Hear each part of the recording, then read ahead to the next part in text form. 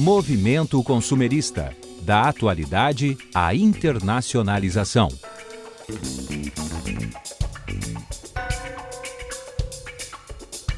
No Brasil, foram muitas as conquistas, desde que o Código de Defesa do Consumidor foi colocado em prática.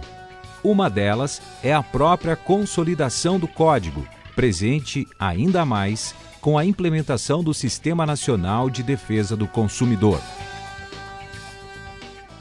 A sociedade brasileira precisa ser uma sociedade consciente da importância dos consumidores, não só das empresas. O amadurecimento do Código de Defesa do Consumidor também impulsionou a criação de instrumentos de auxílio. Hoje nós temos um sistema com mais de 15 milhões de registros. Não se faz mais defesa do consumidor de uma maneira subjetiva, né? Discricionária. Se faz defesa do consumidor hoje com base na reclamação dos milhões de consumidores que procuram os PROCONs do país. Eu acho que esse legado de voz do consumidor, de trazer para o Ministério da Justiça a voz do consumidor, é um legado incrível que eu me orgulho de ter feito parte desse processo. Eu fui parte da equipe que trabalhou na integração dos PROCONs do Brasil, que construiu o SINDEC. Seriam tantas outras coisas estratégicas, né, nos últimos anos, mas eu destacaria também o fortalecimento do Sistema Nacional de Defesa do Consumidor, né? Nós construímos nos últimos anos uma institucionalidade do sistema, né? Um empoderamento de cada membro, seja ele um PROCON municipal, seja ele o PROCON estadual, seja ele o Ministério Público do Estado, seja ele o Ministério Público Federal, a Defensoria Pública, as entidades civis. Diante das transformações ocorridas ao longo dos anos, surge a necessidade de atualizar o Código de Defesa do Consumidor. O código ainda continua muito bom para regular as situações, mas a maioria dos consumeristas e dos órgãos de defesa do consumidor morre de medo que se mexa no Código de Defesa do Consumidor, porque aí o parlamento poderia revogar, fazer retrocessos, etc. Porque hoje o parlamento sabe o que são ações coletivas, seu alcance, suas consequências. Ao contrário do que alguns defendiam, de que o código não precisava de atualização, a rigor, como é que nós podemos ter um código que cuida dos contratos e não enxerga operações contratuais de consumo da ordem, hoje, de 70 bilhões de reais? No que diz respeito aos marcos regulatórios da Anatel, da ANEEL, da Agência de Águas, todas as agências reguladoras, não é, falam do usuário. Quem que é o usuário? O consumidor. E fazem referência ao Código do Consumidor. Corretíssimo. Não precisa mexer no código. O código está lá, com seus princípios básicos, de acordo com a declaração da ONU, não é, da lei tipo. A jurisprudência está evoluindo, né? E é possível que haja retrocesso aqui e acolá, mas o resultado final do debate jurisprudencial, eu confio em que ele seja no sentido da evolução. É lógico que a sociedade é dinâmica e se nós formos pensar hoje, há 20 anos atrás, em 1994, o mundo era completamente diferente.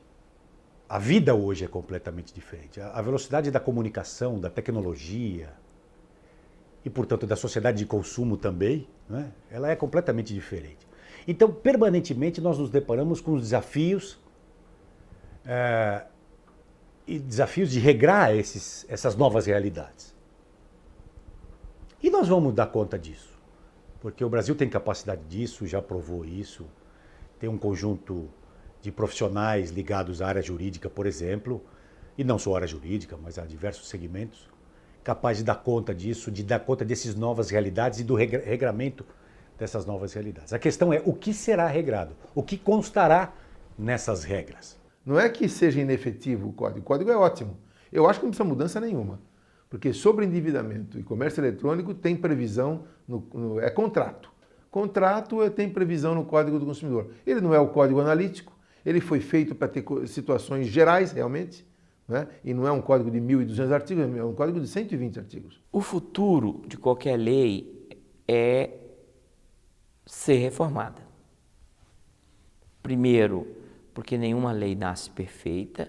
Hoje eu vejo dispositivos lá, cada dispositivo daquele passou pela minha revisão. Porque, como eu disse, eu fui o assessor do relator, do deputado Joaci Góes. Mas é obra humana. E eu confesso que eu era muito jovem naquela época, não tinha experiência legislativa. É até um milagre que o texto seja o que seja. E a cada dia eu via alguma coisa, mudava. O deputado Joaci Góes reclamava muito. Mas você muda muito. Mas tinha que mudar. Então, primeiro isso. A lei já nasce imperfeita. Ao redor do mundo, os consumidores também ganharam voz. Em alguns países, grupos passaram a se organizar em prol dos direitos. A partir desta movimentação, é criada, em 1960, a Consumers International, uma federação mundial de proteção e defesa do consumidor.